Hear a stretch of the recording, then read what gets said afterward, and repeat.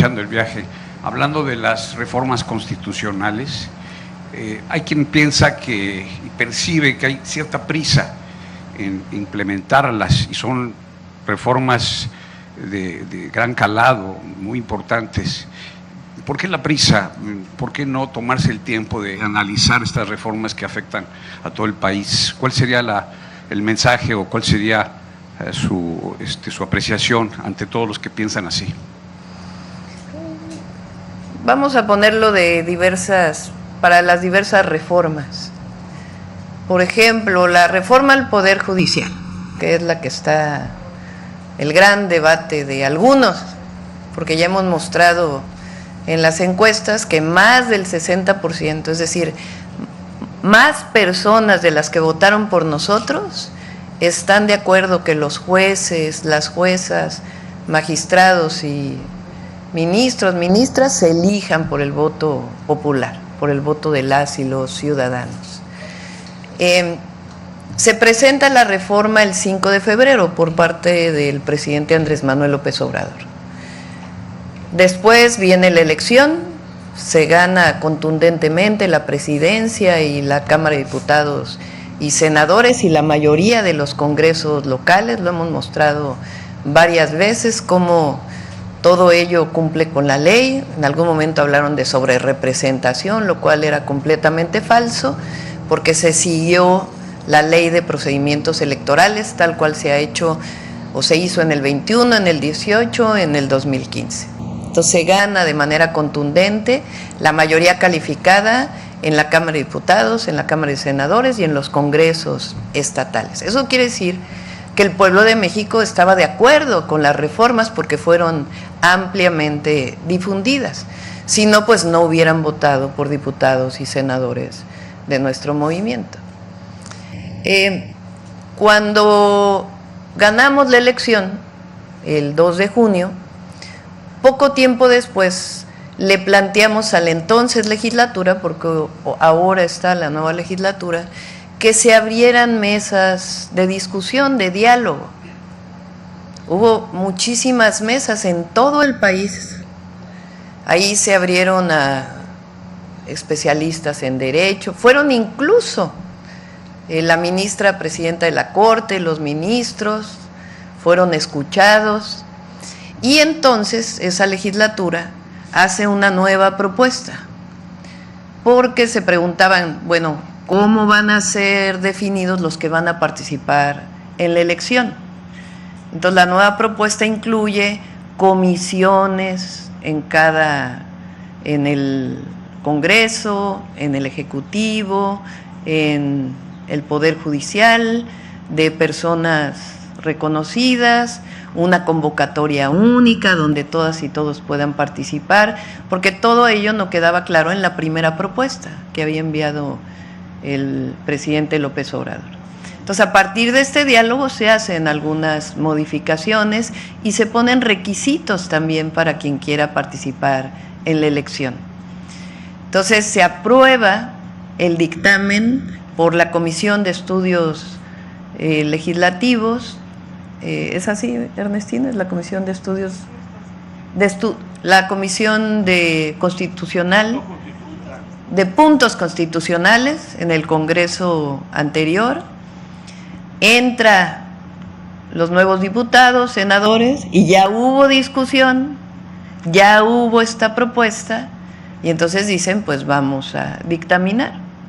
Se dictamina, se gana por amplia mayoría en la Cámara de Diputados, senadores, se va a todas las entidades de la República, incluido Baja California Sur, se presenta a la Cámara de Diputados, se da la vista de que es constitucional y se pide al Ejecutivo que lo publique en el Diario Oficial de la Federación.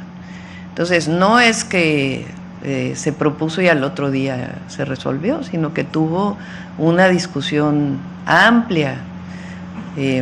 La ciudadanía lo conoció como parte de mi campaña a la presidencia de la República, lo dije en todas las plazas. Entonces, hay una discusión muy amplia. Entonces, se aprueba esta y otras reformas que también fueron presentadas el 5 de febrero, pues siguen su curso normal. en donde están siendo poco a poco aprobadas. Por ejemplo, el día de ayer se aprobaron, o antes de ayer, prácticamente todos los programas del bienestar, como nos comprometimos, que la pensión adulto mayor, Sembrando Vida, el apoyo al campo, fueran constitucionales para que nunca nadie los pueda quitar y pasen de ser programas sociales a derechos constitucionales. Entonces hay una discusión amplia y bueno, para eso está el Congreso. Jueces violan división de poderes al otorgar amparos contra reforma judicial. El presidente López Obrador reiteró la necesidad de la reforma judicial a fin de asegurar justicia al pueblo tras décadas de influyentismo y nepotismo. Los amparos otorgados por 2 jueces para determinar la discusión, el análisis y la votación en la Cámara de Diputados sobre la iniciativa de la reforma al Poder Judicial violan la división y el equilibrio entre los poderes, afirmó el presidente Andrés Manuel López Obrador. No quieren que elijan los mexicanos, los ciudadanos, a los jueces y en su desesperación, además actuando de manera irresponsable y contradictoria, se atreven a promover acciones que invaden las facultades del Poder Legislativo, pero además violan la Constitución. Imagínense el Poder Judicial, que tiene como encargo cuidar el apego estricto a la Constitución, a las leyes, se convierte en el más tenaz violador de la Constitución y de las leyes, expuso López Obrador. En su conferencia de prensa explicó que estas medidas ilegales evitarían que la reforma del Poder Judicial se envíe a los congresos estatales para su votación y aprobación, tal como establece el artículo constitucional 135. Como se trata de una reforma constitucional, no solo se necesita la aprobación de una mayoría calificada en las 2 cámaras, sino también se requiere que la mitad más 1 de los congresos locales aprueben, pero esta, pues dice, no se envíe a los estados, o sea, pretenden detener el proceso legislativo, acusó López Obrador. En ese sentido, el presidente López Obrador recordó que en la Constitución está establecido que la facultad del Poder Legislativo discutir y aprobar las leyes de ningún otro poder. Asimismo, expuso que el artículo 61 de la Ley de Amparo determina que los juicios son improcedentes contra adiciones o reformas a la Constitución.